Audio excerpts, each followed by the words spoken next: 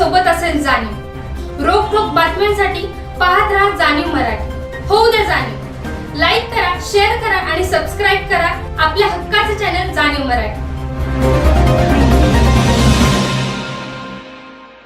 आज परत एकदा मी आपल्या सर्वांसमोर इथं हे सांगण्यासाठी आली आहे की NCERTने जो खेदजनक निर्णय घेतला आहे की मराठा साम्राज्याचा विस्तार दाखवणारा जो नकाशा होता तो 8वीच्या अभ्यासक्रमातून वगळलेला आहे।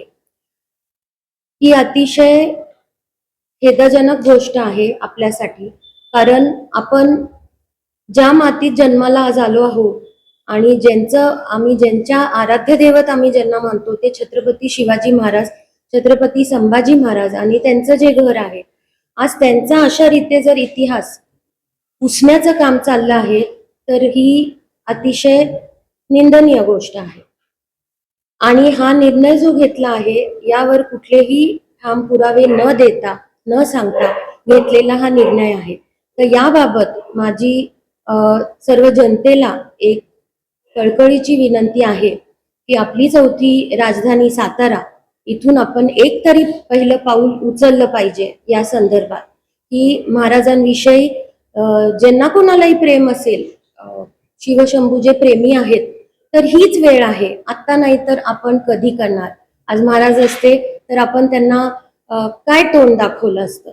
आणि जर राजस्थान किंवा ज्यांनी कोणी हे केलंय त्यांना सीमेबाबत काही आक्षेप होता तर त्यांनी ती दुरुस्ती करायला हवी होती, सुधारणा करायला हवी होती नकाशामध्ये। पण पूर्णपणे वगळणे म्हणजे आपल्या मराठ्यांचा एवढा मोठा जो इतिहास आहे तो पुसण्यासारखं काम केलंय। आम्ही ह्याला काय समजायचं? आणि त्याच्यासाठी मी आज सर्वांना ही विनंती करते की हे जे चाललेलं आहे हे आपण होऊ दिलं नाही पाहिजे। आज ही एक गोष्ट झाली आहे, उद्या अजून 4 गोष्टी होतील।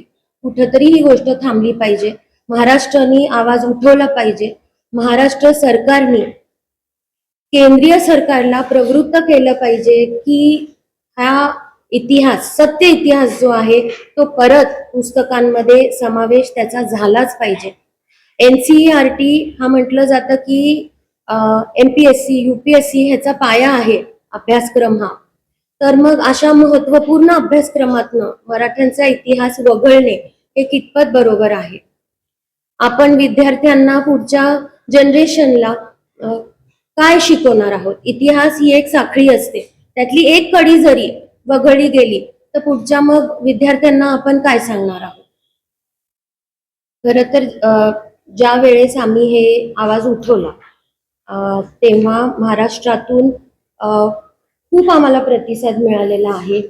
वेगवेगळे पक्ष, समाजातील वेगळे म्हणजे संघटना या सर्व येऊन आम्हाला भेटल्या, त्यांनी सुद्धा सपोर्ट दाखवला आहे। आणि 24 तारखेला सातारा येथील शिवतीर्थ ते कलेक्टर ऑफिस आपण हा निषेध मोर्चा काढणार आहोत, याच्यासाठी सर्वांनी समर्थन दिलेलं। आपण हा लढा लढत आहे, महाराज अगदी मी हे जे काही आता आपल्या सर्वांना बोलत आहे माझ्या पूर्ण छत्रपती घराण्याच्या वतीने बोलत आहे। अगदी बरोबर।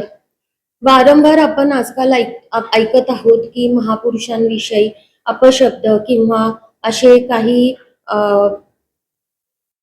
विचित्र असे म्हणजे उल्लेख केले जात आहेत, पेपरमध्ये येत आहे किंवा सोशल मीडियावरती येत आहे। तर माझी विनंती सरकारला आहे की सरकारने असा काहीतरी कायदा केला पाहिजे की अशा महापुरुषांविषयी जर कुठला काही अपशब्द निघाला तर त्याच्यावर एक प्रकारचा लॉ किंवा कायदा असा झालाच पाहिजे।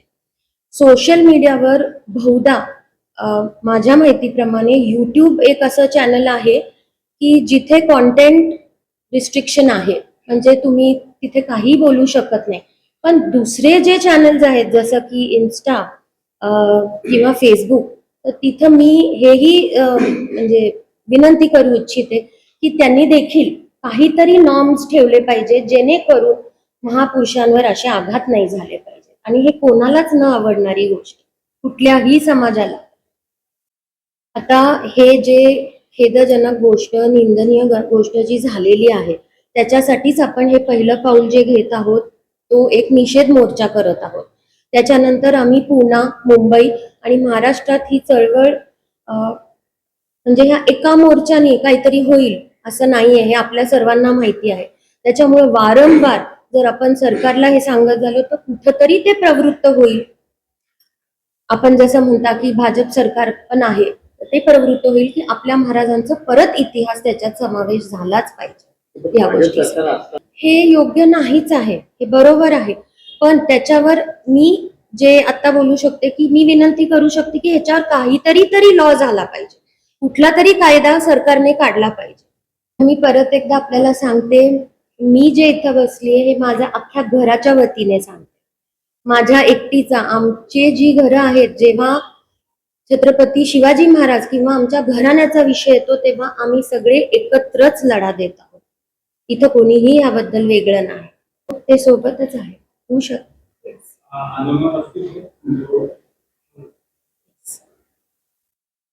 येस असतील. ते सोडून संभाजी महाराज असतील कोल्हापूरचे.